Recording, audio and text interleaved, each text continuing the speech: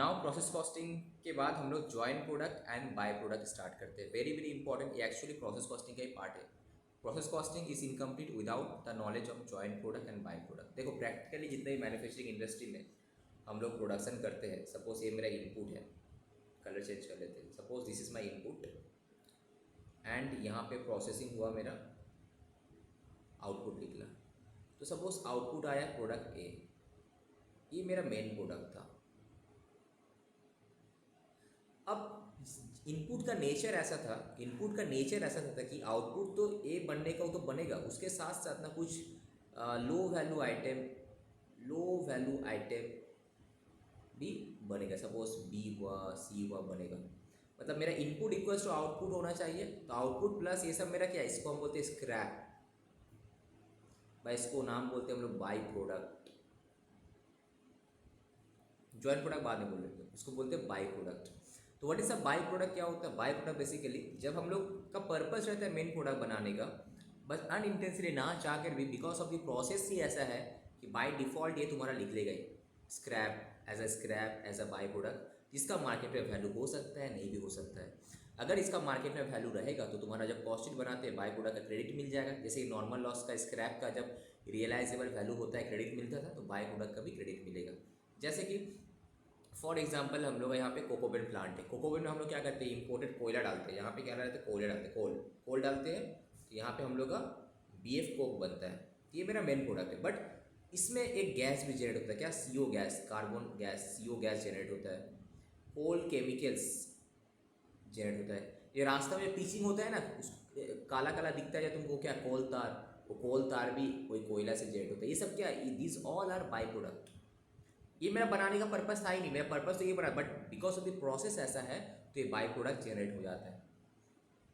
Okay, this is the by product. अब now और एक कंसेप्ट ऐसा जॉइंट प्रोडक्ट, जिसको हम लोग बोल रहे हैं क्या, जॉइंट प्रोडक्ट। अब सपोज कि हमको बनाना क्या है, A एंड B बनाना है, बट A एंड B बनाने के लिए जो मेरा फर्स्ट प्रोसेस है, यहाँ तक का कॉमन प्रोसेस है ये। मतलब हम इनपुट जो है कॉमन है, इनपुट मेरा कॉमन है, तो यहाँ तक आएगा। उसके बाद एक पॉइंट में आने के बाद ए अपने रास्ते, बी अपने रास्ते, इस पॉइंट को हम लोग बोलते हैं स्प्लिट ऑफ पॉइंट। क्या बोलते हैं, स्प्लिट ऑफ पॉइंट। ओके, तो जॉइंट प्रोडक्ट बाय प्रोडक्ट क्या होता है कि जॉइंट प्रोडक्ट क्या होता है, जॉइंट प्रोडक्ट इटसेल्फ एक मेन प्रोडक्ट है, product A and product B, but इसका प्रोसेस जो है up to certain stage common है। मतलब suppose common input material use होता है एक प्रोसेस तक, उसके बाद अलग अलग हो गए, फिर अपना अलग अलग इसमें और कुछ इसमें ऐड होता है और कुछ खर्चा होता है इसमें, बट एक प्रोसेस तक ये कॉमन है, तो उसको हम लोग जॉइंट प्रोडक्ट बोलते हैं। जॉइंट प्रोडक्ट दोनों का मेन प्रोडक्ट है, मगर इसका मार्केट है वैल्यू है। तो अब क्वेश्चन यहाँ पे आता है कि सर जो यहाँ से लेके यहाँ तक का जो आपका जो खर्चा किए जॉइंट, ये तो आपका जॉइंट एक खर्चे को क्या बोलेंगे, जॉइंट कॉस्ट बोलेंगे। इसका मतलब क्या बोलेंगे हम लोग, जॉइंट कॉस्ट बोलेंगे। तो आप ये जॉइंट कॉस्ट को कैसे एलोकेट करोगे product A and product B में, तो इसका एक मेथड है, हम लोग उस मेथड को थ्रू से करेंगे। ठीक है, बेसिकली यहाँ पे बाय प्रोडक्ट का ट्रीटमेंट क्या करना है, वो बाय प्रोडक्ट होता क्या है, बाय प्रोडक्ट का अकाउंटिंग ट्रीटमेंट क्या होगा, जॉइंट प्रोडक्ट होता क्या है, जॉइंट प्रोडक्ट का कॉस्ट को सेग्रीगेट कैसे करेंगे, इस टाइप के ऊपर ही ज़्यादा क्वेश्चन यहाँ पे आएगा। ठीक है, the meaning of joint product, by product, difference क्या है जॉइंट प्रोडक्ट बाय प्रोडक्ट में। तो various method of apportionment of joint cost, joint cost मतलब समझ लीजिए कॉमन कॉस्ट। अगर हम जॉइंट प्रोडक्ट बना रहे होंगे अप टू एक स्टेज तक, यहाँ तक तो मेरा खर्चा कॉमन है, तो इसको दोनों प्रोडक्ट में कैसे बांटेंगे हम लोग, अपोर्शन करेंगे वो। एंड ट्रीटमेंट क्या होगा भाई कॉस्ट में, जैसे कि बाय प्रोडक्ट का जो बात की है हम, बाय प्रोडक्ट का क्या होता है, क्रेडिट मिल जाता है अगर मार्केट में वैल्यू है तो उसका, राइट। तो नाउ हम लोग फोकस करें सबसे पहले क्या चीज़ पे, मीनिंग पे। अब जो कॉस्टिंग का जितने भी चैप्टर्स आगे एकदम से बहुत ही सिंपल है, डोंट वरी फॉर दैट। तो स्क्रीन को जूम कर देते हैं, ठीक है। So what is joint product and what is by product, ठीक है। तो जॉइंट प्रोडक्ट जैसे कि हम बताएं, joint product itself main product है, राइट। तो व्हेन टू या फिर उससे भी ज़्यादा product are separated in the course of the same processing operations, एक सेम मेरा प्रोसेसिंग था, उसमें से फाइनली जो मेरा आउटपुट आया एक से ज़्यादा आउटपुट आया, एंड दोनों आउटपुट का जो है मार्केट में वैल्यू भी है, तो इसको जो कि रखो एक मेजर प्रोडक्ट है। इन अदर वर्ड्स टू और more products of equal importance, importance दोनों का सेम है, produced simultaneously from the same process से अगर एक से ज़्यादा प्रोडक्ट बनता है जिसका मार्केट में सिग्निफिकेंट रिलेटिव वैल्यू भी है, उसको हम लोग जॉइंट प्रोडक्ट बोलते हैं, राइट। फॉर एग्जाम्पल अगर हम लोग ऑयल इंडस्ट्री का बात करते हैं, gasoline, fuel oil, lubricants, paraffin, coal tar, sulfur, kerosene are all the produced from the crude petroleum.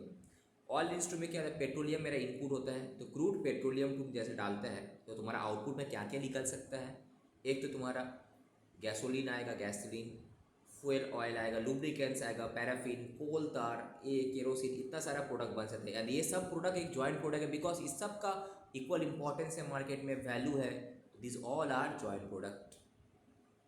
Suppose तुम प्रोडक्ट, ये तुम्हारा इनपुट है, सपोज ये तुम्हारा इनपुट है, इनपुट का नाम क्या दिया तुम, सपोज कोयला। अब यहाँ तक प्रोसेस कॉमन है, इसके बाद ये सेपरेट हो गया, ये आया ए, ये आया बी, ये आया सी, तीनों का इम्पोर्टेंस है, इक्वल इम्पोर्टेंस है, मार्केट में वैल्यू है, मेन प्रोडक्ट है ये, तो ये सब हम उसको क्या बोलेंगे, जॉइंट प्रोडक्ट बोलेंगे। फीचर्स क्या था समझिएगा सर, क्या सिंपली इक्वल इम्पोर्टेंस, जब दो या उससे ज़्यादा प्रोडक्ट एक सेम प्रोसेस से बनता है, सेम प्रोसेस से जनरेट हो रहा है, इक्वल इम्पोर्टेंस है प्रोड्यूस्ड, तो उसको हम लोग जॉइंट प्रोडक्ट बोलेंगे। एग्जांपल तुम ऑयल इंडस्ट्री का दे सकते हैं, ठीक है। तो सर बाई प्रोडक्ट क्या था, तो बाई प्रोडक्ट बनाना मेरा पर्पस ही नहीं था, मेन पर्पस था ही नहीं, बट ये बाय डिफ़ॉल्ट प्रोसेस का नेचर ही ऐसा है कि बाय डिफ़ॉल्ट बाई प्रोडक्ट बन जा रहा है, जिसका वैल्यू तो रिलेटिवली लोअर कम रहता है कंपेयर टू मेन प्रोडक्ट, ठीक है। देखो, दो by product are those products which is recovered from a material discarded in a main process. मतलब मेन प्रोसेस में क्या, तुम जब इनपुट डालता है ये तुम्हारा आउटपुट आया, तो कुछ तो लॉस हुआ, इस लॉस में से कुछ हम लोग बोलते हैं स्क्रैप आइटम है जिसका मार्केट वैल्यू है, इस लॉस को मार्केट में वैल्यू है, मार्केट है, बेच सकता है, उसको हम लोग बाई प्रोडक्ट बोल रहे हैं। ये हो गई, ये जो ये लॉसेस होगा, जैसे कि हम लोग, जैसे कि यहाँ पे हम लोग ब्लास्ट फर्नेस है, तो ब्लास्ट फर्नेस में हम लोग क्या करते हैं, लिक्विड स्टील डालते हैं, सॉरी हम लोग यहाँ पे सपोज ये ब्लास्ट फर्नेस में हम लोग बहुत सारे आइटम का हॉट मेटल बनाना है, तो हॉट मेटल के साथ साथ एक स्लैग, ब्लास्ट फर्नेस स्लैग, जिससे क्या होगा, सीमेंट इंडस्ट्री में फिर यूज़ होता है, जो BF स्लैग है इसी को फिर सीमेंट इंडस्ट्री क्या करता है, यूज़ करता है सीमेंट बनाने में। तो मेरा बनाना कि मेरा हॉट मेटल बनाना है, मेरा मेन पर्पस है, ये मेन प्रोडक्ट है, बट बाय डिफ़ॉल्ट मेरा नेचर ऐसा है कि इसमें इतना स्लैग जनरेट होगा ही होगा, ठीक है, तो उसको हम लोग बाय प्रोडक्ट बोलते हैं। जैसे कि एग्जांपल दिया कि मेरा कोकोवेन में क्या होता है, ये मेरा इंपोर्टेड कोल है या डोमेस्टिक कोल मिला के हमको कोक बनाना है, तो उसमें से CO गैस जनरेट होता है, कोल तार जनरेट होता है, एमोनियम सल्फेट जो फर्टिलाइजर होता है वो भी जनरेट होता है, this all are my by product. So इसका मतलब वो सब मेरा वेस्टेज है, तो मेरा वेस्टेज से ही हम अल्टीमेटली प्रोसेसिंग करके बाई प्रोडक्ट जनरेट कर रहे हैं फिर, ठीक है। So from the from the production of some major products, but the material value is to be considered at the time of sale, जो भी है। Thus by products emerge, इसका मतलब by product जो है emerge as a result of processing operation of another product। Actually दूसरा product बना रहे और उसका बनाने का चक्कर में बाई प्रोडक्ट जनरेट हो रहा, इंटेंशन मेरा नहीं था। So they are produce from the scrap या फिर वेस्ट ऑफ अ मटेरियल, तो बाई प्रोडक्ट बेसिकली वेस्ट ही है, जो मेरा प्रोसेस का वेस्ट है उसी से होता है। In short by product is a secondary या फिर subsidiary product which emerges as a result of manufacture of the main product, right। तो बाई प्रोडक्ट क्या, मेन प्रोडक्ट बनाने का प्रोसेस में ही एक जनरेट होता है मेरा एक काइंड ऑफ वेस्टेज है जिसका मार्केट में वैल्यू है, ठीक है। नाउ ये जहाँ पे भी joint product by product separate होता है उसको हम लोग बोलते हैं क्या, split up point. Split up point जहाँ पर भी दे आर बाई प्रोडक्ट बोलो या फिर joint, they are separated from the each other, उसको हम लोग स्प्लिट अप पॉइंट बोलते हैं। क्या पॉइंट बोलते हैं, split off point. That is sir expenses of the processing are joint till the split up point. इस जो यहाँ पे एग्जांपल लिए थे, यहाँ पे आके अलग हो रहा था, तो ये पॉइंट का हम नाम देते स्प्लिट अप पॉइंट। तो सर यहाँ से लेके यहाँ तक का जो मेरा खर्चा है वो क्या था, स्प्लिट अप पॉइंट तक का जो मेरा खर्चा था, that was what, that was a common cost, that is a joint cost. हम लोग बोल रहे थे जॉइंट कॉस्ट, बोल रहे थे जॉइंट कॉस्ट। तो 3-4 वर्ड हम लोग सीखे। सर एक होते जॉइंट प्रोडक्ट। जॉइंट प्रोडक्ट क्या है कि जब एक ही प्रोसेस से मल्टीपल प्रोडक्ट मेरा जनरेट हो रहा है, प्रोडक्शन हो रहा है, जहाँ पे सबका इक्वल इंपॉर्टेंस है, तो उसको हम लोग जॉइंट प्रोडक्ट बोलेंगे। एंड बाई प्रोडक्ट क्या है सर? बाई प्रोडक्ट एक्चुअली क्या है, मेन प्रोडक्ट का प्रोसेस से जनरेट हो रहा है, ये एक्चुअली वेस्टेज से जनरेट होता है, उसको हम लोग बाई प्रोडक्ट बोलेंगे। दूसरा सा स्प्लिट अप पॉइंट क्या है, जहाँ पे भी आके जॉइंट प्रोडक्ट या फिर बाई प्रोडक्ट सेपरेट होता है, that is called split up point, that is called split up point. Joint cost क्या होता है? स्प्लिट अप पॉइंट से पहले जो मेरा खर्चा हुआ, that is my joint cost, that is my joint cost, ठीक है। तो सवाल आता है सर अल्टीमेटली बात बताओ, जैसे कि एक इंडस्ट्री का बात करते हैं जो split example of by product are molasses in sugars. जैसे कि तुम शुगर इंडस्ट्री में क्या होता है, गन्ना गन्ना से हम लोग का बनता है, शुगर केन से बनता है, राइट, शुगर केन से चीनी शुगर बनता है, राइट। तो शुगर केन का जब हम डाल दो उसका एक मोलेसेस हो जाता है, गन्ना का छिलका वगैरह जो मोलेसेस है वो मेरा क्या है, इसको तो मार्केट में बेच सकते हैं ना, बाई प्रोडक्ट जनरेट हो रहा है मेरा। सिमिलरली हम जो कोल का बात करें, देखो tar, ammonia, benzol obtained in a carbonisation of coal. जब हम कोल से कोक बनाते हैं तो मेरा तार, एमोनियम सल्फेट, बेंजोल जनरेट होता है। सिमिलरली जब हम लोग सोप मैन्युफैक्चरिंग कंपनी में सोप बनाते हैं तो वहाँ पे ग्लिसरीन जनरेट होता है, तो ये सब क्या बाय प्रोडक्ट है। ये सब मेन प्रोडक्ट सोप है बट इसमें ग्लिसरीन भी जनरेट हो जाता है। मेन प्रोडक्ट मेरा कोक बनाना बट इसमें तार, एमोनियम सल्फेट जनरेट हो जाता है। मेन प्रोडक्ट मेरा शुगर बनाना बट इसमें मोलेसेस भी तो आता है, उसका क्या करें, ये this all are by product. तो सर बेसिक डिफरेंस क्या है बिटवीन, तो बताओ तुम ही लोग बताओ बेसिक डिफरेंस क्या है दोनों में। Sir joint product itself main product है but by product main product नहीं है। तो joint product are equal importance whereas by product are small economic value, right. दूसरा joint product are produce simultaneously बनता है but by product are produce incidentally, by chance बन रहा है, incidentally बन रहा है, ओके। अब आए थे, हाँ बोलो। By product, so joint product primary product है और बाय प्रोडक्ट आपका एंसिलरी प्रोडक्ट, एंसिलरी प्रोडक्ट या फिर तुम बोलो सब्सिडरी प्रोडक्ट। नाउ क्वेश्चन आता है सर ये जो जॉइंट कॉस्ट आ रहा था सर इसको हम कैसे स्प्लिट करें। जॉइंट कॉस्ट तो आएगा ना, अगर जॉइंट प्रोडक्ट बना रहे तो जॉइंट कॉस्ट कहाँ तक कॉमन रहेगा, up to split up point तक, जहाँ पे इसको हम पॉइंट ऑफ सेपरेशन बोलते हैं वहाँ तक कॉमन रहेगा। तो उसको कैसे हम लोग अपोर्शनमेंट करें, उसका बहुत सारा मेथड है, ठीक है। उसका बहुत सारा मेथड है, एक है तुम्हारा फिजिकल यूनिट मेथड, दूसरा है तुम्हारा नेट रियलाइजेबल वैल्यू, तीसरा है यूजिंग टेक्निकल एस्टिमेट्स। तो हम लोग उसमें से फिजिकल यूनिट मेथड के बारे में पहले देखेंगे, ठीक है, एकदम सिंपल से चैप्टर है। तो सबसे पहले हम लोग फिजिकल यूनिट के बारे में देखेंगे, ठीक है। फिर इस net NRV net realisable value and last में तुम्हारा यूजिंग टेक्निकल एस्टिमेट। ये तो जस्ट एस्टिमेट है। फर्दर कॉस्टिंग का क्वेश्चन आता है जो ऑलरेडी थोड़ी देर पहले हम लोग एक क्वेश्चन किए। एवरेज यूनिट कॉस्ट का ज़रूरत नहीं है, तब भी हम लोग देख लेंगे। समटाइम्स तुम्हारा ये कंट्रीब्यूशन मार्जिन मेथड भी आ जाता है। ये क्वेश्चन नंबर 4 एक कंप्लीट सम्स है, सब मेथड को यहाँ पे लिख दिया है। चलो अब joint cost by product by, इसका तो हम लोग करेंगे यहाँ पे। देखो यहाँ पे दूसरा टॉपिक था तुम्हारा क्या, कहाँ गिरे, ये नहीं,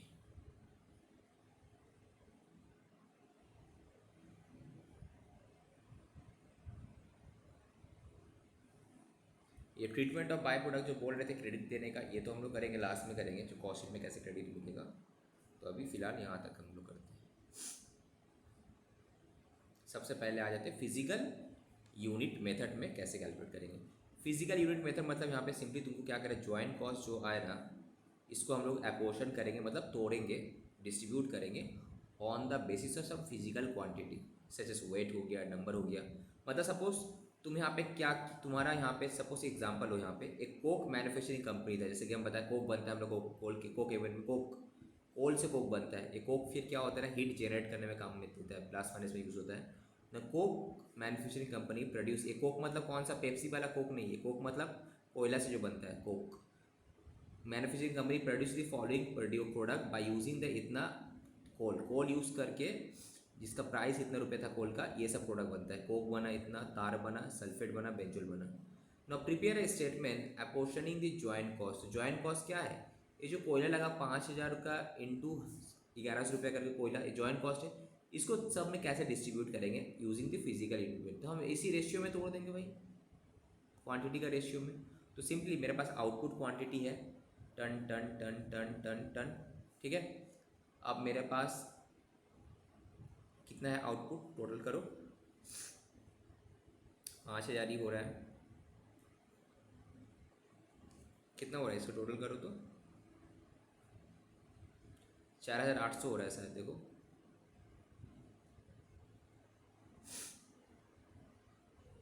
4800। हाँ। तो मेरा इनपुट कितना है 5000, तो आउटपुट होना चाहिए भी 5000। तो बाकी इसका मतलब क्या है, वेस्टेज है, बैलेंसिंग फिगर है, लॉस 200 ना। अब वेस्टेजेस ये 200 आया, इसको तो सब में तोड़ने वेस्टेज होगा। वाला एक बार फिर से बताइए ना सर। अरे देखो तुम्हारा आउटपुट कितना आया 4800 तुम बोले अभी, 4800। तो मेरा इनपुट कितना था 5000 था, तो लॉस कितना हुआ मेरा बीच में, प्रोसेस लॉस अच्छा हाँ सर, हाँ ओके सर। हुआ ना, लॉस तो हुआ 200। अब ये जो 200 लॉस हुआ इसको तो किसी से घटाना है हमको, तो ये लॉस को हम क्या करेंगे, ये जो इसी रेशियो में कोल कोक ये वो सब में घटा दिए, नॉर्मल लॉस हुआ ना, नॉर्मल रेशियो घटेगा। Note 1 apportionment of wastage of 200 ton over the 4 product on the base of physical quantity, 1 2 3 5 उसी रेशियो में, तो इसमें 146 टन 50 टन 2 टन 2 टन घटा दिए हम। तो अल्टीमेटली मेरा घटाने के बाद कितना आया, घटाया मतलब बेसिकली जोड़ दिए, ये 200 को तो अल्टीमेटली मैच कराना है ना हमको, चारों में तोड़ना है ना, कोक सर मतलब इनपुट निकालना है।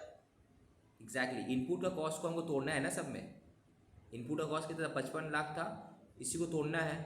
मेरा 5000 को अगर सब में तोड़ 5000 का कॉस्ट जो आ रहा है 55 लाख, इसको कोक तार सल्फेट बेंजन में तोड़ना है, राइट। अब उसमें से देखो इनपुट 5000 है, आउटपुट तो मेरा 4800 है, तो कैसे करेंगे, तो उसका जो लॉस हो तुम्हारा उसको भी तुम बढ़ाओ, तब जाके देखो तेरा मैच इनपुट तेरा ऐड हो गया इसका वजह से। तो इनपुट इन टन, तो कोक बनाने में मेरा इनपुट कितना लगा, इसका मतलब नॉट 3500 3646 ना। देखो कोक का आउटपुट अगर 3500 है तो इनपुट कितना होगा, ज़्यादा होगा ना। लॉस मतलब क्या है, इनपुट देखो इनपुट क्या होता है, इनपुट इक्वल्स टू क्या, आउटपुट प्लस लॉस, यही होता है ना, हाँ कि नहीं। तो हमको तो चाहिए इनपुट ना, तो इसका मतलब इसका इनपुट कितना, इतना, इसका इनपुट कितना, this input plus loss, input plus loss, input plus loss, right. Input कहाँ से आया होगा, आउटपुट प्लस लॉस। अब सर लॉस कैसे करें, लॉस तो 200 आ रहा है, तो सब में तोड़ लो तुम लॉस को, उसी रेशियो में आउटपुट का रेशियो में तोड़ लिए हम। अब तुम्हारे पास देखो पूरा डेटा है कि सर अल्टीमेटली ये 55 लाख को हम क्या करेंगे, ये रेशियो 3646 1250 54 और 50 इस रेशियो में हम तोड़ दिए, ठीक है कि नहीं, समझ में आया, आ गया सर। ठीक है। कुछ नहीं, यहाँ पे क्या किया हम, फिजिकल क्वांटिटी का रेशियो में तोड़ने बोला है। आउटपुट पता है, इनपुट भी 5000 पता है, बट किस में कितना लगा वो तो नहीं पता ना हमको, ठीक है। तो हमको पता है कि 5000 का वैल्यू इतना, तो 3646 का कितना, तो 12500 का कितना, 54 का कितना, 50 का कितना। तो अब यहाँ पे इनपुट कैसे निकाले सबका अगेंस्ट में, sir output plus loss, output plus loss, input आ गया आपका, ठीक है। एनीवे तो इस तरह से हम लोग जॉइंट कॉस्ट जो आ रहा था उसको यहाँ पे अपोर्शन किए on the basis of quantity. दूसरा है net realisable value at split up point. तो नेट रियलाइजेबल वैल्यू का मतलब क्या है कि सर अल्टीमेटली बेच बाच के कितना पैसा आपको मिला, ठीक है। एग्जांपल ये सेल्स वैल्यू कितना में हम बेचे होंगे, इसमें प्रॉफिट मार्जिन क्या था हटा दो, सेलिंग डिस्ट्रीब्यूशन का खर्चा कितना था, स्प्लिट ऑफ पॉइंट के बाद का मेरा after, that is after separation, separation होने के बाद का मेरा खर्चा कितना था, तो तब आ जाएगा तुम्हारा क्या, एनआरवी, नेट रियलाइजेबल वैल्यू। कैसे आया नेट रियलाइजेबल वैल्यू कि सर सेल कितना में किया, ओके, प्रॉफिट मार्जिन इसमें कितना था हटा दो, okay, selling and distribution cost कितना था हटा दो, सेपरेशन का बाद का खर्चा कितना है हटा दो, तो आगे तुम्हारा नेट रियलाइजेबल वैल्यू। तो देखो सेल वैल्यू यहाँ पे क्वेश्चन, हाँ एक मिनट सर, सेल्स से लॉस लेस किए प्रॉफिट मतलब कॉस्ट ऑफ गुड्स सोल्ड में निकला, कॉस्ट ऑफ गुड्स सोल्ड आ उसके गया, बाद कॉस्ट ऑफ गुड्स सोल्ड में तुम्हारा क्या आ गया, फिर तुम selling distribution, cost of goods sold cost of sale आया, ठीक है, कॉस्ट ऑफ सेल आया तुम्हारा। कॉस्ट ऑफ सेल के बाद फिर हम क्या किया, सेलिंग एंड डिस्ट्रीब्यूशन ओवरहेड वगैरह हटा दिए। उसके बाद भी फिर तुम्हारा क्या है, पोस्ट स्प्लिट ऑफ कॉस्ट हटा दिए तो मेरा जो आया होगा वो अल्टीमेटली क्या आया होगा, बेसिकली स्प्लिट या ये जो अल्टीमेटली आया होगा joint cost, this is my joint cost, in NRB में जॉइंट कॉस्ट होगा, जॉइंट कॉस्ट, ठीक है, ये जॉइंट कॉस्ट आएगा। अब देखो सेलिंग वैल्यू मेरा कितना है यहाँ पे क्वेश्चन में जितना भी दिया हुआ है 170 का 200 इतना, इतना का कितना इतना। अब बोला कि भाई फर्दर प्रोसेसिंग जो किए है स्प्लिट अप पॉइंट के बाद उसका कितना खर्चा था हटा दो, तो सेल करके मेरा अल्टीमेटली पॉकेट में कितना आया, इतना पैसा आया। ओके, अब इसको मेरा क्वेश्चन में जॉइंट कॉस्ट कितना दिया हुआ है 64,500, इसको हम इसी रेशियो में एनआरवी नेट रियलाइजेबल वैल्यू का रेशियो में तोड़ देंगे, 3:2 का रेशियो में तोड़ देंगे। तो बेसिकली एनआरवी वाला this method is used when realizable value of joint product at split up point is not known.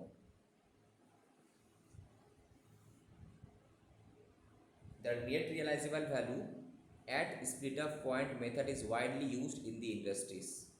ठीक है, फिर क्या बोला, this method is used when the realizable value of the joint product at split up point is not known. split up point में पता ही नहीं था, तो हम कैलकुलेट किए यहाँ पे। टेक्निकल एस्टिमेट वाला का ज़रूरत नहीं है, लीव इट, इसका इम्पॉर्टेंट है नहीं। अब तुम आ जाओ, काम करते हैं, डायरेक्ट इस क्वेश्चन में आ जाते हैं। ये उतना रिलेवेंट नहीं, कंट्रीब्यूशन मार्जिन मेथड उतना रिलेवेंट, ये एक बार में देख सकते हैं। कंट्रीब्यूशन मार्जिन मेथड क्या दिया है, डायरेक्ट आ जाओ। Find out the cost of joint product, एकदम दिमाग लगाना है, कुछ इसमें है नहीं फंडा, ठीक है। Find out the cost of joint product A and be using the contribution margin method. Contribution तुमको पता है कैसे कैलकुलेट करते हैं, सेल्स माइनस वेरिएबल कॉस्ट, ठीक है। नाउ सेल्स इतना हुआ है, जॉइंट कॉस्ट में बोल रहा है कि मार्जिनल कॉस्ट इतना है, फिक्स कॉस्ट इतना है, ठीक है। तो सर क्या करेंगे, marginal cost is a variable cost 4,400, इसको हम लोग अपोर्शन करेंगे over the joint product in the ratio of physical quantity that is 100/120। तो हम कर दिए कि ये जो 4,400 है 220 के लिए 100 के लिए कितना, 220 के लिए 120 के लिए कितना, तो आगे टोटल इतना हो गया। अब नाउ द फिक्स कॉस्ट जो है इसको भी अपोर्शन करना over the joint product in the ratio. अब फिक्स कॉस्ट को क्या करा, कंट्रीब्यूशन का मार्जिन में, कंट्रीब्यूशन कितना आया था, सेल पता है हमको, मार्जिनल कॉस्ट पता है हमको, तो सेल्स माइनस मार्जिनल कॉस्ट करने से कंट्रीब्यूशन आएगा। तो कंट्रीब्यूशन निकाला हुआ है लोग यहाँ पे, बेसिकली ये देखो यहाँ पे सेल्स पता है, 5,200 मार्जिनल कॉस्ट पता है, तो कंट्रीब्यूशन पता है, तो 4,000 और 1,200 आ रहा है, राइट, अलग अलग। इसको रेशियो करेगा तो कितना आ रहा, ये जीरो कट कर तो 40:12 भी आ रहा है ना। इसको और भी छोटा कर सकता है, 10:3 भी कर सकता है, तो ठीक है ना। इस रेशियो में हम तोड़ दें यहाँ पे, तो फाइनली फिक्स कॉस्ट को भी हम अपोर्शन कर दिए, बस सब एकदम। बस ये एक तो क्वेश्चन से इम्पोर्टेंट है, ये एक बार देखो, उसके बाद डायरेक्टली हम चले जाएंगे तुम्हारे स्कैनर में।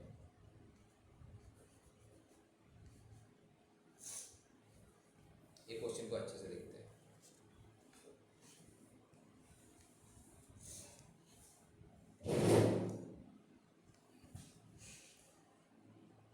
ये कंपनी जो है परचेस करता है salt and process it into more refined product में प्रोसेस कर, सच एज कॉस्टिक सोडा बनाता है, क्लोरीन बनाता है एंड पीवीसी बनाता है। तो ये तुम्हारा इनपुट है and this is your output. तो ये क्या है, जॉइंट प्रोडक्ट है ना बाय प्रोडक्ट है, जॉइंट प्रोडक्ट है। In the month of July inorganic chemicals purchase किया सॉल्ट 40,000 रुपया का।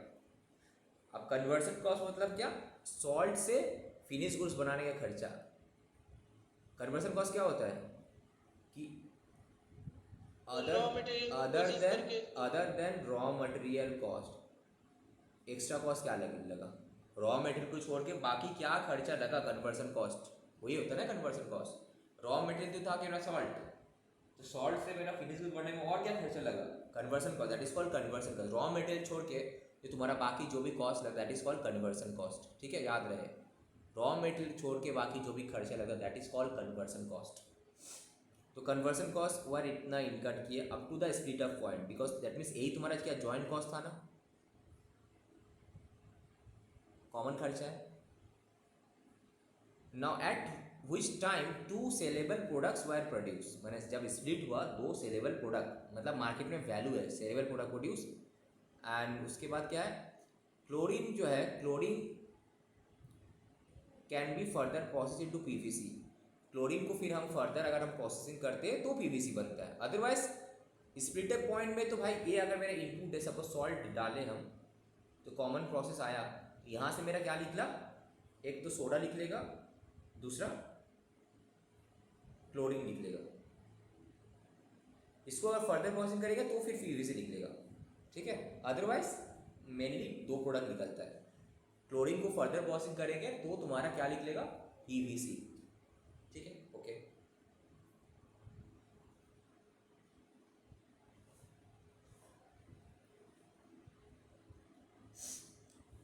नाउ जुलाई का प्रोडक्शन एंड सेल्स दिया हुआ है कि कॉस्टिक सोडा बना इतना, सेल इतना कर पाए, सेलिंग प्राइस इतना था, क्लोरीन बना इतना, पीवीसी इतना बना, सेल इतना कर पाए, okay. Now all 800 ton of chlorine were further process. ये जो क्लोरीन था ना, ये पूरा फर्दर प्रोसेस करके हम क्या बनाए, पीवीसी बनाए at a incremental cost of ₹2000, मैंने एक्स्ट्रा लगा 2000 रुपया, एक्स्ट्रा कॉस्ट लगा, इंक्रीमेंटल मतलब एक्स्ट्रा कॉस्ट लगा फिर से। आफ्टर सेपरेशन होने के बाद एक्स्ट्रा 20,000 रुपया खर्चा करने पड़ा, किससे, क्लोरीन से पीवीसी बनाने में, to yield 500 ton of PVC, right. 800 ton chlorine को यूज़ करके पीवीसी बनाने में एक्स्ट्रा हमको 20,000 रुपये का और खर्चा लगा, right. There was no opening no closing inventory of the caustic soda and this, ठीक है। Now there is an active market for chlorine का भी है, क्लोरीन का भी एक्टिव मार्केट था। Inorganic chemicals could have sold all its July का production of chlorine eight 75 पर टन। थोड़ा देर पहले तुम्हारा प्रोसेस कॉस्ट में एक क्वेश्चन आया था, राइट, फर्दर प्रोसेसिंग करके बेचे कि जब स्प्लिट अप पॉइंट हो रहा वहीं पे बेचते, तो याद है ना, सेम टाइप का क्वेश्चन यहाँ पे भी है ना, कोई करने वाला है। तो now required to show how the joint cost, ये जॉइंट कॉस्ट है ना, ये 40,000 कन्वर्सन कॉस्ट और ये 60,000, टोटल जॉइंट कॉस्ट 1 लाख हुआ ना। 40,000 का तुम्हारा सॉल्ट लगा, कॉमन है, प्लस 60,000 का तुम्हारा कन्वर्सन कॉस्ट लगा, यही तुम्हारा जॉइंट कॉस्ट है। It would be apportion between caustic soda and chlorine under each of the following method. Sales value method में कैसे अपोर्शन करना है, physical unit method and estimate rate realisable value method में कैसे इन्फिल करना है। तो सिंपली है भाई, sales value method at split point, तो ये तुम्हारा सेल्स का क्वांटिटी है, सेल्स प्राइस है, ये सेल्स वैल्यू है। तो यहाँ पे जो 1 लाख है, सेल्स वैल्यू का रेशियो में तोड़ देना है, खत्म, ओके, कोई डाउट। 1 लाख जो है, जब मेरा सेल्स का वैल्यू 1,20,000 है तो जॉइंट कॉस्ट 1 लाख है, ओके। तब जब सेल का वैल्यू 60 होगा तब कितना होगा, बस 1,20,000 के लिए 1 लाख, तो 60 के लिए कितना, इस तरह से कर लिए, 50-50 ही आया दोनों में, समझ में आने वाला कि नहीं आया।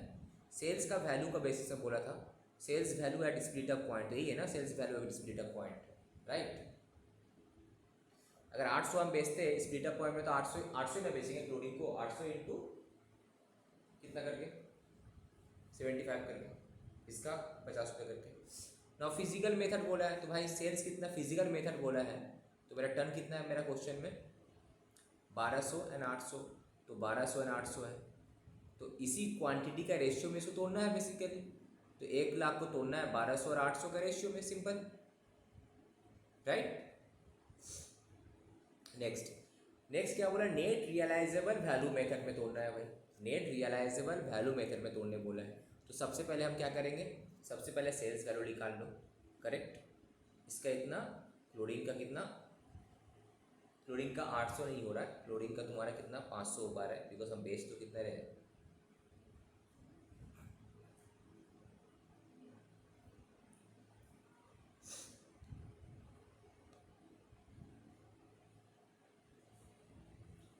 क्लोरीन को फर्दर प्रोसेसिंग करेंगे तो मेरा पीवीसी आएगा, तो उसे इसलिए 200 टन में हम 500 टन ही बेच पाएंगे क्लोरीन का ना। पोस्ट सेलिंग मैंने फर्दर प्रोसेसिंग का कॉस्ट कितना है, 20,000 है ना। क्लोरीन मतलब बेसिकली पीवीसी है, तो फर्दर प्रोसेसिंग का कॉस्ट कितना है, 20,000 है। तो नेट रियलाइजेबल वैल्यू कितना हुआ, अल्टीमेटली इतना हुआ। तो अब जो ये जो जॉइंट कॉस्ट था 1 लाख, उसको इसी रेशियो में तोड़ना है, 60,000 इज टू 80,000, बस। यहाँ तक कोई doubt? No sir, no sir. Simple है, फिजिकल मेथड में क्वांटिटी का सेल्स वैल्यू में सेल्स वैल्यू का रेशियो में, और नेट रियलाइजेबल वैल्यू क्या होता है, सेल्स वैल्यू से तुम खर्चा सबको माइनस कर दो, कोर्स फर्दर कॉस्टिंग का कॉस्ट वगैरह, सेलिंग डिस्ट्रीब्यूशन कॉस्ट होता तो फॉर्मेट ये था ना, माइनस कर दो, नेट रियलाइजेबल वैल्यू है इसी रेशियो में तोड़ना है उसको, बस हम तोड़ दिए। ठीक है, अब जो इम्पोर्टेंट क्वेश्चन है ये फोकस, जो थोड़े पहले तुम्हारा प्रोसेस कॉस्टिंग के एग्जाम्स में हम लोग भी किए थे, right. Life time swimming pool products offer किया है हमको, तो परचेस करेगा, बोल रहा है 800 टन क्लोरीन परचेस करेगा 75 रुपये करके। Now this sale of chlorine would mean that अगर हम बेच देते हैं तो हम पीवीसी नहीं बनाएंगे। तो बताओ क्या ये ऑफर एक्सेप्ट करना चाहिए कि नहीं करना चाहिए? तो हम क्या करेंगे भाई, तो अगर अगर अगर हम अगर हम पीवीसी को, अरे क्या क्लोरीन, सॉरी ये क्या है क्लोरीन को फर्दर प्रोसेसिंग नहीं करके अभी बेच देते तो मेरे पास कितना पैसा आएगा, 800 इंटू 75 करके जो अमाउंट आएगा। इसका कॉस्ट कितना था, तो इसका कॉस्ट हम कैलकुलेट किए थे थोड़ा देर पहले हम लोग, कितना कॉस्ट जॉइंट कॉस्ट एलोकेट किए थे हम लोग क्लोरीन का जॉइंट कॉस्ट आ रहा है हम लोगों का, जो भी मेथड है अलग अलग मेथड है, तो हम लोग यहाँ पे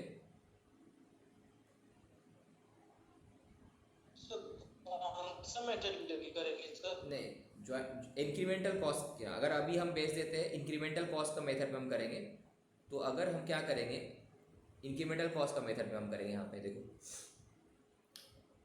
तो अगर हम 800 टन बेचते हैं तो कितना आएगा, 800 टन इंटू 75 रुपये करके आएगा अगर हम क्लोरीन बेचते हैं तो, राइट। बट अगर हम पीवीसी बेचते हैं तो 500 इंटू 200, जो ज़्यादा आ रहा है ना पैसा, कितना ज़्यादा आ रहा है, 40,000 ज़्यादा आ रहा है पैसा, कितना ज़्यादा आ रहा है 40,000। तो इंक्रीमेंटल रेवेन्यू कितना आ रहा है फ्रॉम फर्दर प्रोसेसिंग करके, अगर हम पीवीसी बेचते हैं तो 40,000 एक्स्ट्रा आ रहा है। देखो अगर हम इसको बेचते तो 80,000 इंटू 75 आता, इसको 500 इंटू 200 तो ज़्यादा हो रहा है, कितना 40,000 ज़्यादा हो रहा है। अब तुमको जस्ट चेक करना है तुम्हारा फर्दर प्रोसेसिंग का कॉस्ट कितना है, जस्ट 20,000, तो 20,000 का तो फायदा आ ही रहा है मेरा, तो 20,000 का तो मेरा फायदा आ रहा, हम 20,000 खर्चा करके 40,000 मिल रहा, तो 20,000 मेरा फायदा आ रहा है ना, हाँ कि नहीं। तो यहाँ पे एक्स्ट्रा पैसा आ रहा है 40,000, जहाँ पे फर्दर कॉस्टिंग का कॉस्ट लग रहा है 20,000, तो 20,000 फायदा है, तो यस हमको ऑफर एक्सेप्ट करना चाहिए, हमको फर्दर कॉस्टिंग करना चाहिए। ठीक है, अब तुम्हारा क्वेश्चन में आ जाते हैं हम यहाँ पे। नाउ लास्ट टॉपिक, सब बाय प्रोडक्ट का ट्रीटमेंट क्या होगा कॉस्ट में। सिंपली हम लोग जब कॉस्ट शीट करते हैं तो बाय प्रोडक्ट जितना तुम्हारा जनरेट होगा इतना से तुम्हारा कॉस्ट कम हो जाएगा। ठीक है, तो when they are of small total value it may be dealt in one of the following ways. एक तुम cost, the sales value of the by product may be credited to the costing PL account, right, income and no credit be given in cost account. तुम credit नहीं देगा तो costing PL में लेके जा सकता है, एक ये ऑप्शन है। ठीक है, या दूसरा हम इसका बाय प्रोडक्ट का क्रेडिट दे सकते हैं, जितना से बाय प्रोडक्ट जनरेशन हुआ दैट क्वांटिटी इनटू उसका जो मार्केट वैल्यू उतना से हम अपना कॉस्ट को कम कर सकते हैं। प्रैक्टिकली ये ज़्यादा फॉलो करते हैं हम लोग उसको क्रेडिट ले लेते हैं। सपोज ये तुम कॉस्ट बना रहा होगा, राइट, तो ये जो कॉस्ट आया होगा ग्रॉस मटेरियल नेट मटेरियल को ग्रॉस मटेरियल कॉस्ट, उसमें से हम लोग क्रेडिट दे देते हैं, कितना से, जितना से बाय प्रोडक्ट जनरेट होता है, तो माइनस क्रेडिट कॉस्ट को ही कम कर देते हैं हम लोग। ठीक है, when the byproduct are of considered total value, where byproduct are considered total, they may be regarded as joint product rather than byproduct, तो उसका तो अलग है। फर्दर प्रोसेसिंग वाला तो हम लोग देख ही लिए, उसमें कुछ है नहीं। तो बेसिकली सिंपल से फंडा है, अगर बाय प्रोडक्ट तुम्हारा क्वेश्चन में है तो उसका ट्रीटमेंट दो है, एक तुम कॉस्ट से माइनस कर दो, या दूसरा कॉस्ट से माइनस नहीं करा तुम कॉस्टिंग पीरियड में लिख चाहिए। मैक्सिमम कंपनी कॉस्ट से माइनस कर देता है बस। ठीक है, बाकी इसका तुम लोग थ्योरी वगैरह देख लेना, एंड जो यहाँ पे क्वेश्चंस वगैरह होगा तुम लोग का प्रैक्टिकल वाला में, इसका अपना स्कैनर सीए का एंड सीएमए का दोनों का स्कैनर ये देख लेना। ठीक है, तो ये चैप्टर तुम्हारा कंप्लीट हो जाएगा। अगर कुछ डाउट है तो लास्ट क्लास में नेक्स्ट क्लास में डिस्कस करेंगे हम लोग। ठीक है, और ये कौन ज्वाइन नहीं किया, दीपेंद्र ये नहीं ज्वाइन किया ना, क्या नाम है उसका, दीपेंद्र रॉय और देवज्योति मंडल। केशव तो नहीं आएगा ना, केशव तो शायद कहीं बाहर गया डॉक्टर दिखाने, छोड़। ओके, रिकॉर्डिंग स्टार्ट करें, यहाँ से ऑन करते हैं हम। ये फर्स्ट क्वेश्चन है, Westland limited in the course of refining, तुम लोग अपने स्किन को एडजस्ट कर लेना जिस तरह से दिख रहा होगा, ये 2018-19 वाला सम्स, ठीक है। नाउ हम लोग को प्रोसेस कॉस्टिंग, जॉइंट कॉस्टिंग का तो क्वेश्चंस तो हम लोग कर चुके थे वहाँ से, बेसिकली स्टडी मैट CA का।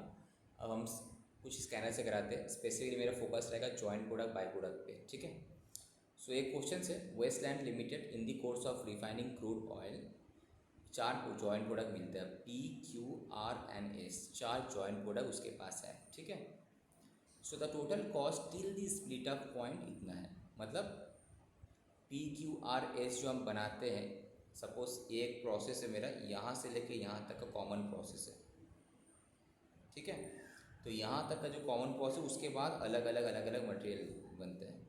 सो इसका जॉइंट कॉस्ट कितना है, 9,76,640, ठीक है।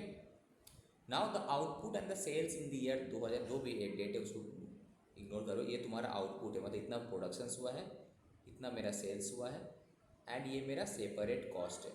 सेपरेट कॉस्ट मतलब क्या है, ये तुम्हारा अलग से जो कॉस्ट है, फर्दर प्रोसेसिंग वाला कॉस्ट है। It is not a joint cost, not ये जॉइंट कॉस्ट नहीं है तुम्हारा, ये क्या अलग से जो सेपरेट कॉस्ट जो लगा स्प्लिट ऑफ पॉइंट के बाद, आफ्टर स्प्लिट ऑफ पॉइंट के बाद जो मेरा एक्स्ट्रा खर्चा लगा ये है, okay. Now calculate the net income for each of the products if the joint cost are apportioned on the basis of NRV, net realizable value of the different product। तो थोड़ा देर पहले हम देखे जैसे NRV कैसे कैलकुलेट करते हैं, बताओ आशीष। सेल्स से क्या माइनस करना है, प्लेस करते हैं सर, फिर सेलिंग एंड डिस्ट्रीब्यूशन प्लेस करते हैं, और फिर पोस्ट स्प्लिट अप जो मेरा एक्सपेंडिचर तो बेसिकली तेरा पास तब क्या है, सेल से जस्ट ये माइनस करना है सेपरेट वाला कॉस्ट, राइट। सेल से सेपरेट वाला कॉस्ट माइनस करेंगे तो हम लोग का यहाँ पे NRV आ जाएगा, net realisable value, right. Sales minus जो फर्दर कॉस्ट जो लगा वो माइनस करेंगे तो मेरा NRV आ गया। अब NRV जो आया इसी वैल्यू पे हम क्या करेंगे, ये जो मेरा जॉइंट कॉस्ट था 9,76,640 को हम तोड़ देंगे, राइट, तो टूट जाएगा। तो ना बोला कि उसके बाद नेट इनकम निकालने बोले। अब नेट इनकम क्या होगा, सेल था minus separate cost minus after minus joint cost, तो ये तुम्हारा आ जाएगा नेट इनकम। सेल से पूरा खर्चा ही माइनस कर दिया, हम जॉइंट कॉस्ट भी माइनस कर दिया अलग अलग प्रोडक्ट का, PQRS चारों प्रोडक्ट का सेल पता है हमको, से फर्दर प्रोसेसिंग कॉस्ट पता है, तो जॉइंट कॉस्ट कैलकुलेट करके माइनस कर दो तो तुम्हारा प्रॉफिट आ जाएगा ना, राइट। नाउ ये वाला समझ में आया कि नहीं समझ में आया? Yes sir. ये PQRS का तेरा तुमको सेल पता है, ओके, तुमको माइनस करना है कॉस्ट, प्रॉफिट निकालना है, फर्दर प्रोसेसिंग कॉस्ट ही पता है 2,60,000 20 10। अब तुम जॉइंट कॉस्ट ही माइनस कर दो, जो तुम वर्किंग नोट से तुम पहले निकालो जॉइंट कॉस्ट को माइनस कर दो, तुम्हारा यहाँ इनकम आ जाएगा। अब सर जॉइंट कॉस्ट को कैलकुलेट कैसे किए, ये जो NRV sale minus separate cost करके NRV कैलकुलेट किए थे उसी बेसिस में कैलकुलेट करना है, ठीक है। अब सेम चीज़ यहाँ पे कि अगर calculate the net income of each of the product, अगर मेरा सेलिंग प्राइस ये रहेगा तो कितना होगा बोल। अब बोलते कैलकुलेट द नेट इनकम, तो सेलिंग प्राइस ये तो क्या होगा, बस 50,000 के साथ ये 18 1.5 10 और 7 मल्टीप्लाई करना है, मैंने 50 के साथ कितना हो जाएगा वो 18, 10 के साथ 1.5, 5,000 के साथ 10, 8 के साथ 7.8, ओके। अब क्या बोला, अगर हम फर्दर प्रोसेस नहीं करेंगे तो मेरा फर्दर प्रोसेसिंग ये जो मेरा कॉस्ट है नहीं लगेगा, ये जो 2,60,000 20,000 10,000 नहीं लगेगा, तो मेरा प्रॉफिट कितना होगा, सिंपली आउट जो revise sale value minus joint cost जो अलग अलग हम अभी डिस्ट्रीब्यूट किए उसमें वही वाला, ठीक है।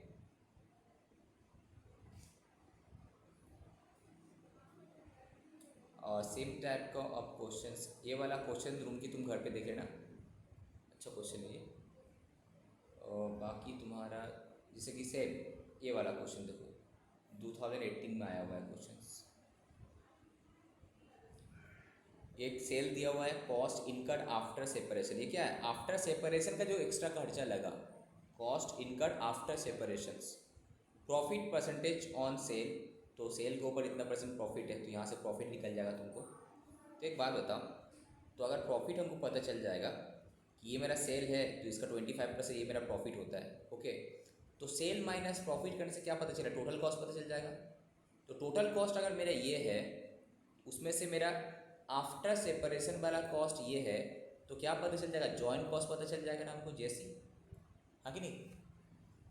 सबसे पहले सर सेल पता है हमको, सेल के इंटू परसेंटेज करेंगे तो प्रॉफिट आ जाएगा। हमको पता है सेल और प्रॉफिट का बीच का जो गैप है वो क्या होना चाहिए, कॉस्ट। अब हमको उसमें से जानना चाहिए जॉइंट कॉस्ट कितना है, तो टोटल कॉस्ट में से ये है तुम्हारा इसका जो कॉस्ट आएगा उसमें से इतना आफ्टर सेपरेशन वाला है, माने फर्दर प्रोसेसिंग का कॉस्ट है, तो बिफोर प्रोसेसिंग का कितना था, जॉइंट कॉस्ट कितना, डिफरेंस। ये भी तुम्हारा जो टोटल कॉस्ट इतना आया उसमें से तुम्हारा 15,000, तो बैलेंस क्या, जॉइंट कॉस्ट। देखो सेम चीज़ यहाँ पे सेल पता है हमको, सेल से प्रॉफिट हम माइनस कर दिए तो मेरा कॉस्ट ऑफ सेल्स आ गया ना। अब हमको पता है ये मेरा कॉस्ट ऑफ सेल्स है, ठीक है, तो ये मेरा कॉस्ट ऑफ सेल्स है। अब तुम्हारा क्वेश्चन में और क्या कहानी था, बोला था कि फिक्स्ड सेलिंग खर्चा 10% of total cost of sale, तो टोटल कॉस्ट ऑफ सेल का 10% क्या है, फिक्स सेलिंग खर्चा भी है, ठीक है। तो ये जो 3,14,000 आ रहा है, इसका रेशियो किससे तोड़ने बोला है, 20:40:20, ठीक है। तो 3,14,000 जो मेरा आ रहा है टोटल कॉस्ट ऑफ सेल्स का 10% मतलब 3,14,000, इसको इस रेशियो में हम तीनों में तोड़ दिए। तो इससे मेरे पता क्या चला कि sir cost of productions, because obviously बात है ये कॉस्ट ऑफ सेल्स मतलब क्या, कॉस्ट ऑफ प्रोडक्शंस के साथ हम सेलिंग एंड डिस्ट्रीब्यूशन एक्सपेंडिचर जोड़ते हैं तब जाके कॉस्ट ऑफ सेल आता है। तो कॉस्ट ऑफ सेल के अंदर इसका मतलब सेलिंग का खर्चा घुसा हुआ है, तो अगर हम उसको हटा देते तो मेरा आ जाएगा कॉस्ट ऑफ प्रोडक्शंस, तो आगे तुम्हारा कॉस्ट ऑफ प्रोडक्शंस। अब कॉस्ट ऑफ प्रोडक्शन इतना है, उसमें से फर्दर प्रोसेसिंग का खर्चा कितना है, 20,000, 15,000, 10,000, तो ये क्या है, ये जॉइंट कॉस्ट है। इस तरह से भी जॉइंट कॉस्ट कैलकुलेट कर सकते हैं ना, हाँ कि नहीं। रोमकी बुझते पारछो, आशीष कुमार समझ में आ रहा है, ठीक है। तो सेल पता था तुमको, प्रॉफिट माइनस किए तो कॉस्ट ऑफ सेल्स आया, उसमें सेलिंग एक्सपेंडिचर माइनस किए तो कॉस्ट ऑफ प्रोडक्शंस मेरा इसमें आ गया, ठीक है। और आफ्टर सेपरेशन कॉस्ट माइनस किए तो जॉइंट कॉस्ट आ गया, राइट। ये रहा तुम्हारा joint cost, okay. Joint cost और एनआरबी इक्वल है ना? नहीं, कहाँ इक्वल, कहाँ इक्वल है, वैसे तो ऐसा एनआरबी निकालते हैं ना। अरे भाई ये एनआरबी का मेथड से नहीं निकाला, तो डायरेक्ट तुमको पता है, डायरेक्ट हम निकाला जॉइंट कॉस्ट, ये एनआरबी नहीं निकाले हम लोग, ये जॉइंट कॉस्ट तुम डायरेक्ट निकाला यार। कॉस्टिंग में कोई शॉर्टकट नहीं है ना कोई रटने वाला है, सब कुछ इस तुमको depending on the scenario question क्या दिया। देखो तुमको प्रॉफिट पता है, सेल पता है, तो सेल और प्रॉफिट का बीच का डिफरेंस क्या होता है बोलो, कॉस्ट ऑफ सेल्स। अब कॉस्ट ऑफ सेल तुमको पता है, ओके। अब तुम्हारा उसमें से सेलिंग एक्सपेंडिचर 10% से, वो भी अगर हम हटा देते हैं तो मेरा क्या आ गया, कॉस्ट ऑफ प्रोडक्शन आ गया। अब ये जो मेरा कॉस्ट ऑफ प्रोडक्शन है कितना, सपोज इस केस में 1,43,720, इसमें से हमको पता है जो 1,43,720 है, इसमें मेरा फर्दर प्रोसेसिंग का कॉस्ट कितना है, 20,000, तो हम 20,000 अगर माइनस कर दें ये बाकी क्या है, जॉइंट कॉस्ट। इसका मतलब समझ में आया, यहाँ पे कोई एलोकेशन नहीं, यहाँ पे तुम डायरेक्ट निकाल लिया जॉइंट कॉस्ट बैलेंसिंग फिगर करके। ये डिफरेंट तरीका था जॉइंट कॉस्ट कैलकुलेशन का। सेम टाइप का सम्स तुम्हारा यहाँ पे भी है, ये नहीं, ये वाला।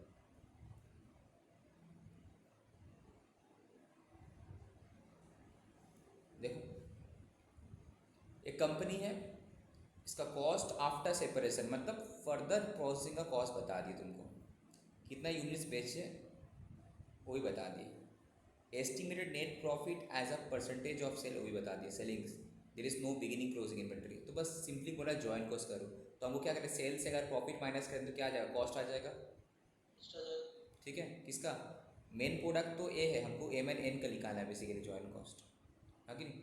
तो नाउ उसमें से हम क्या करें, सेलिंग एक्सपेंडिचर माइनस कर दिए, तो मेरा क्या आ जाएगा, तुम्हारा कॉस्ट ऑफ प्रोडक्शन आ जाएगा, एस्टिमेटेड कॉस्ट बिफोर सेपरेशन, हाँ कि नहीं। यही मेरा COP है, कॉस्ट ऑफ प्रोडक्शन कितना है, 46, 30, 49। इसमें से सेपरेशन का बाद का खर्चा अगर हटा देते तो आगे ना तुम्हारा जॉइंट कॉस्ट, ठीक है। एम एंड एन का तुम्हारा आ गया। अब हमको निकालना किसका था, हमको निकालना था सब मेन प्रोडक्ट के लिए तब कितना, तो जॉइंट कॉस्ट टोटल लगा था 2,20,000।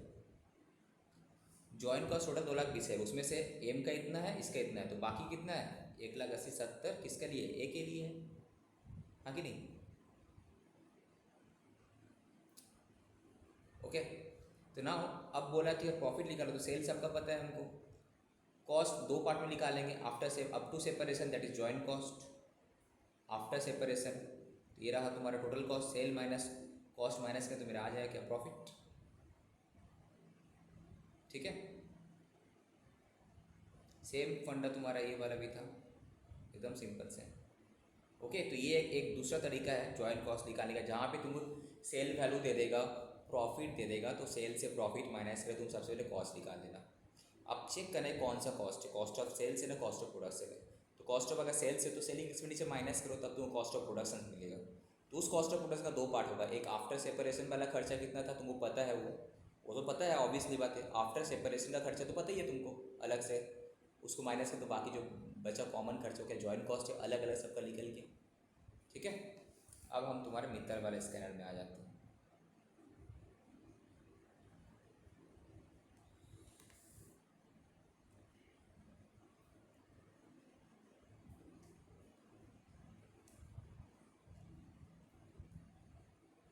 कौन सा था ये,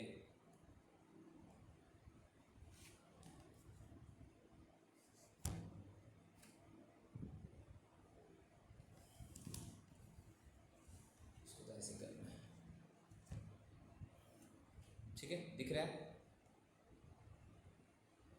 रूम की बुझते पारছো, হ্যাঁ ठीक है, डाउट থাকলে জিজ্ঞেস করবে। आशीष कुमार समझ में आ रहा है,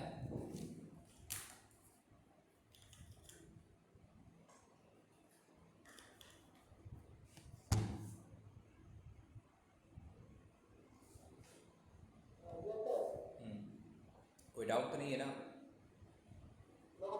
ठीक है, डाउट रहने से पूछना है। ठीक है, ओके, अब हम आ जाते हैं सीए का स्कैनर में देखते हैं। ठीक है, इसमें अच्छा क्वेश्चंस मिलेगा, कलर चेंज कर लेते हैं ना। एक क्वेश्चन से देखो, आरके लिमिटेड बाई करता है पर्टिकुलर रॉ मटेरियल्स 8 रुपये करके, at the end of the processing in the end at the end of the processing in department 1 this raw material split off into product X Y and Z. तो जब department 1 में आके ये raw material से फिर 3 product बनता है, x Y and Z, ये तुम्हारा इनपुट मटेरियल है, या आउटपुट है। ओके, तो इसका मतलब डिपार्टमेंट 1 का जो भी खर्चा है जॉइंट कॉस्ट है, इसका मतलब तीनों के लिए, एक्स वाई जेड तीनों प्रोडक्ट के लिए।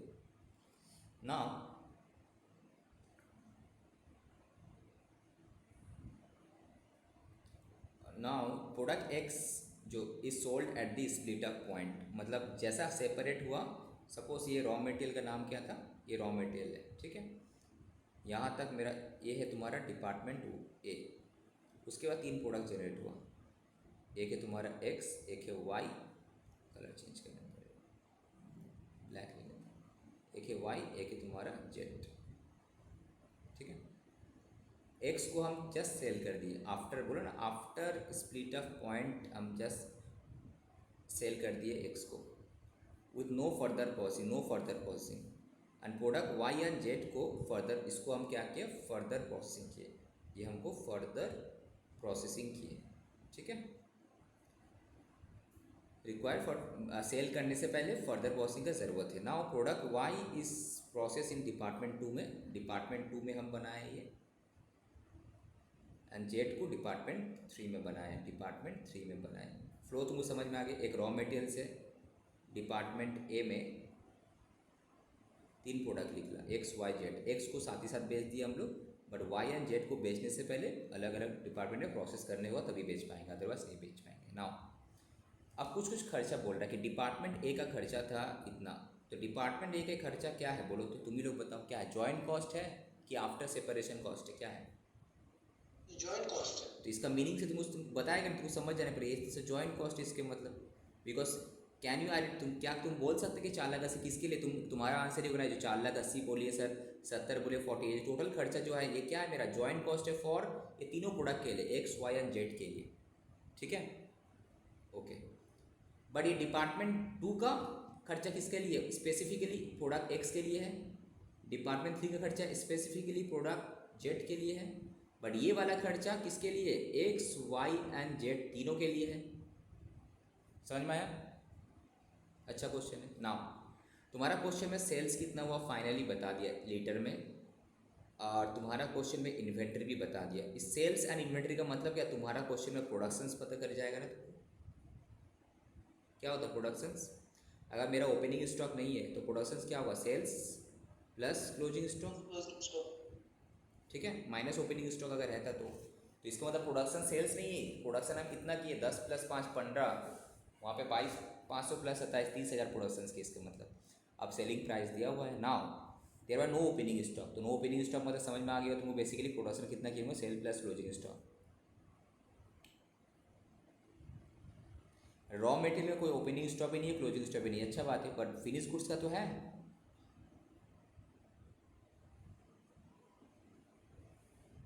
The company uses the net realisable value method NRV। तो अगर पहले तुम NRV देखा है कि NRV में कैसे हम लोग स्प्लिट अप कॉस्ट एलोकेट करते हैं, तो नाउ बोल रहा है कि एलोकेट करो जॉइंट कॉस्ट को, उसके बाद कॉस्ट ऑफ गुड्स सोल्ड निकालो। जॉइंट कॉस्ट पता चल गया तो कॉस्ट ऑफ गुड्स सोल्ड ही पता चल जाएगा यार। क्या है सेलिंग प्राइस में से अगर हम सब खर्चा माइनस कर देंगे तो क्या आ जाएगा cost of goods sold, sorry जितना भी कॉस्ट है बेसिकली कॉस्ट ऐड करेंगे तो कॉस्ट ऑफ गुड्स सोल्ड आ जाएगा। इसमें सेलिंग डिस्ट्रीब्यूशन खर्चा कुछ है नहीं, डायरेक्ट आ जाए कॉस्ट ऑफ गुड्स सोल्ड, और लास्ट में प्रॉफिट बनाने के लिए बोला। सिंपली ये तुमको समझ में आ गया। डिपार्टमेंट जो हम फ्लोर डिपार्टमेंट 1 में जो जॉइंट कॉस्ट लगा कितना 5,98,000 होना चाहिए, 5 लाख देखो तो 5,98,000 ये होगा ऐड करने से, ठीक है।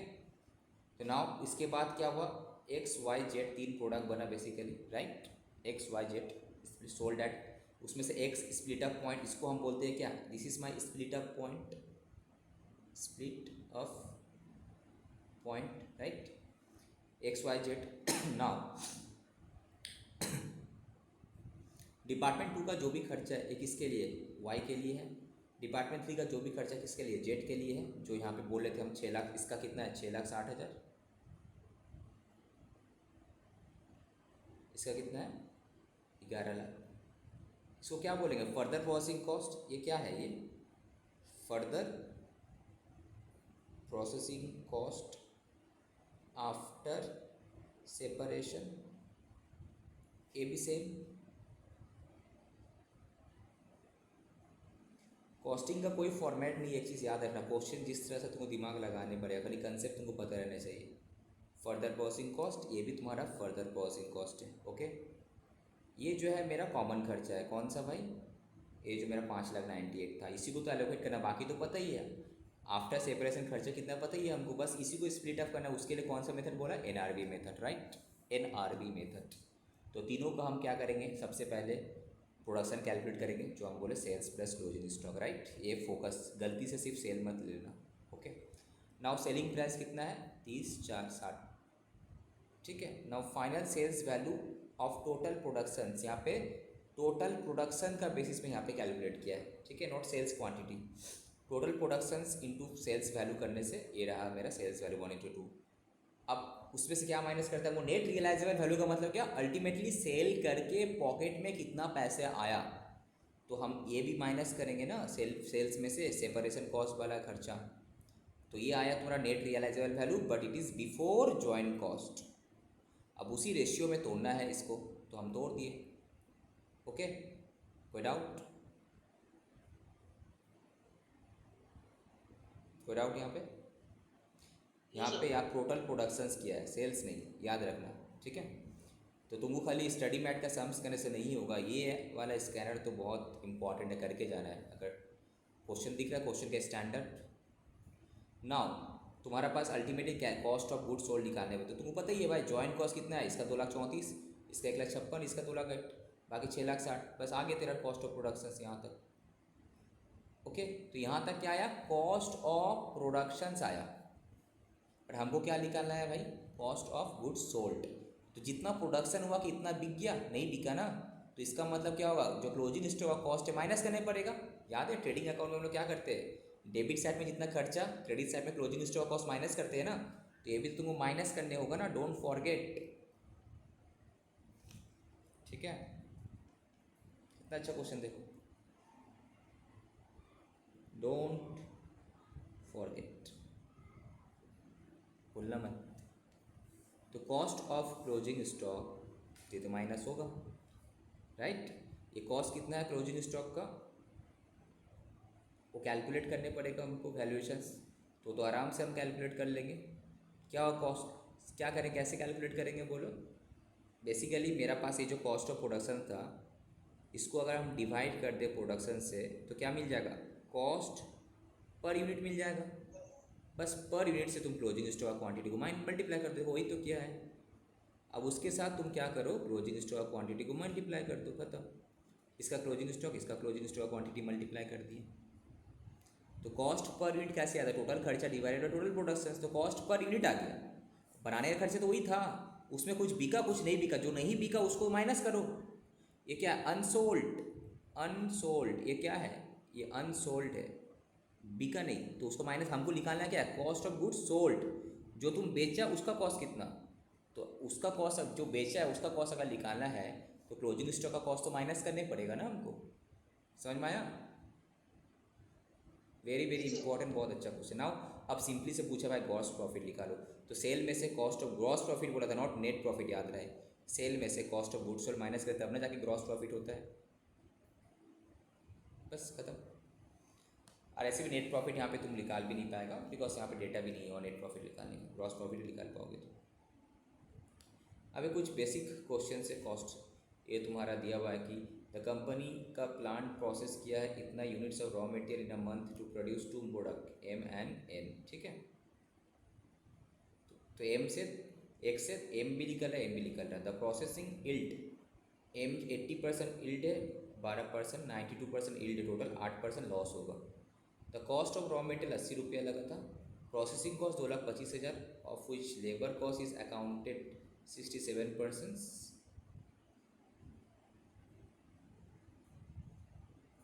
and labour is chargeable to product M and N in the ratio. अब बता दिए इसमें से जो 66% होगा एम एंड एन में, इस रेशियो में जाएगा, तो बाकी बैलेंस क्या है वो वाला को हमको देखने पड़ेगा। 2,25,000 पूरा ही जॉइंट कॉस्ट है, उसमें से इतना को पता है, आइडेंटिफाई कर पा रहे किसका कितना है, बट बाकी जो बैलेंस जो है तुम्हारा, बैलेंस तुम्हारा 34%, उसको हमको अपोर्शन करने पड़ेगा, अपोर्शन करने पड़ेगा ना। प्रिपेयर है comparison cost statement for this, बस। उसके बाद जॉइंट कॉस्ट ये करो एंड टोटल कॉस्ट कैलकुलेट करो। तो एक्सेप्ट लेबर, लेबर को अगर हटा देते तो मेरा जॉइंट कॉस्ट कितना होता है, joint cost except labour equal to कितना, एक तो मटेरियल लगा इतना, और क्या प्रोसेसिंग कॉस्ट इतना, यही है ना मेरा लेबर। लेबर को अगर हटा देते हैं तो मेरा जॉइंट कॉस्ट तो यही है, राइट, कितना 6,16,500, ओके।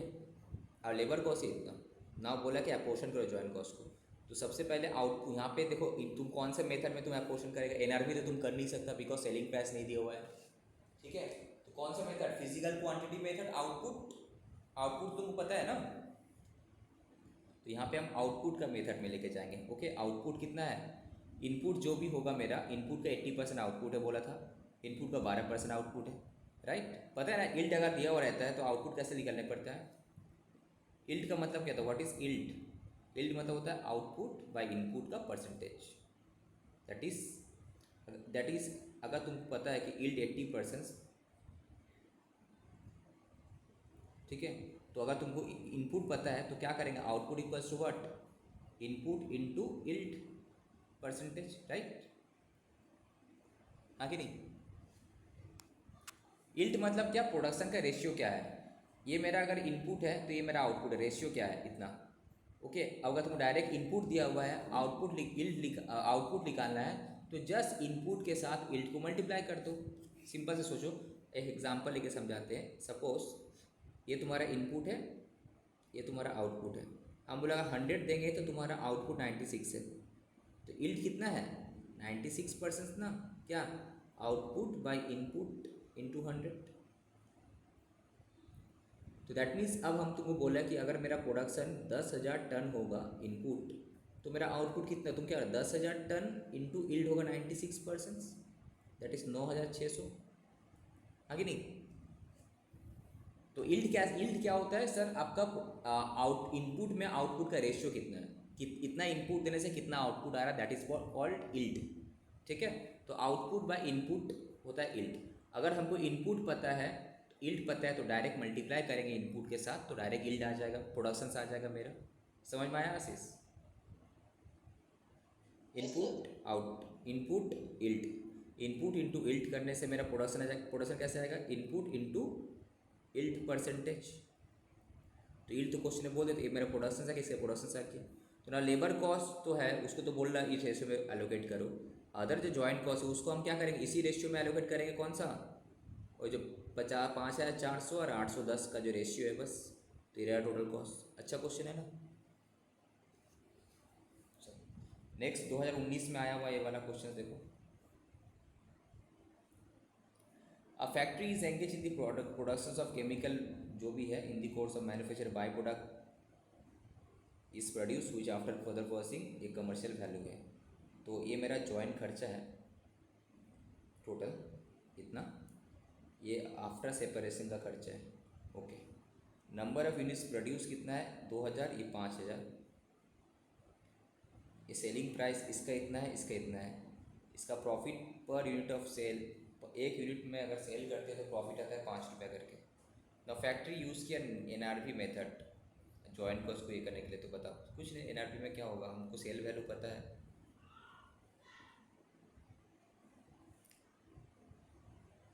अच्छा, जॉइंट कॉस्ट तो हम निकाल लिए यहाँ पे। कौन सा वाला का सेलिंग प्राइस दिया हुआ है, 2000 वाला का दिया हुआ है। ठीक, तो 2000 इंटू 40 रुपये करके ये रहा कॉस्ट। सेपरेशन का कॉस्ट कितना है, आफ्टर सेपरेशन कॉस्ट है 4 से लेके ऐड किया 4, 18, 16 इतना। तो देखो sale minus after separation cost क्या होता है तुम्हारा, आफ्टर सेपरेशन कॉस्ट, तो इसका आ गया प्रॉफिट। इतना सेल है, इतना ये है। अब प्रॉफिट भी माइनस नहीं किया, प्रॉफिट बता दिया था कि एक यूनिट में 5 रुपया, तो टोटल 10,000। तो तुम बताओ सेल एंड ये जो 10 का बीच का गैप है, इसका मतलब क्या है, ये कॉस्ट होना चाहिए। तो कितना आता है, 80 माइनस 10 करने से 70,000, राइट। तो इस 70,000 में से तुम्हारा फर्दर कॉस्ट कितना है 28,000। तो सर जॉइंट कॉस्ट कितना होगा, 70 माइनस 28 42,000 ना, जो थोड़ी देर पहले हम निकाल रहे थे। एक का तो ऐसे निकाल लिए हम, एक का तो ऐसे निकाल लिए सर हम 42,000, कैसे, समझ में आया। आपको सेलिंग प्राइस पता है, टोटल प्रॉफिट पता है, तो सेल कॉस्ट क्या होता है, सेल माइनस प्रॉफिट, ये होता है आपका cost, sale minus profit cost. अब इस कॉस्ट में से एक कॉस्ट है आपका आफ्टर प्रोसेसिंग वाला, तो बैलेंस क्या है, इसका मतलब जॉइंट कॉस्ट है, खत्म। सेम तेरा इन दोनों प्रोडक्ट। अब क्या बाकी का आराम से निकाल लेंगे। अब सेल्स वैल्यू NRV मेथड, अब पूछा क्या था हमको, प्रॉफिटेबिलिटी पूछा था, आराम से निकल जाएगा। यहाँ पे NRV मेथड का भी ज़रूरत नहीं है, ऐसे ही तो निकल के बैक कैलकुलेशंस करके रिवर्स कॉस्ट मेथड से आ गया ये। ठीक है, अब सेल्स पता है हमको दोनों केस में इतना, जॉइंट एक्सपेंस एक का अगर 42 है, बाकी का कितना हुआ 1,38,000, राइट, बैलेंसिंग फिगर। बाकी पता है पोस्ट ऑपरेशन, बस खत्म प्रॉफिट। एक बार तुम देख लेना।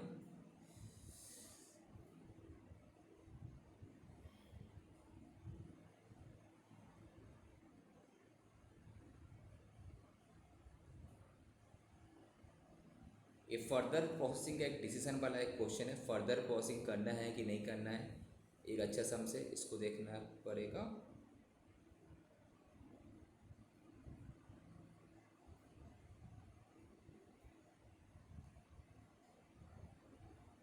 लास्ट में कंट्रीब्यूशन मार्जिन मेथड है, ट्रीटमेंट ऑफ बाय प्रोडक्ट।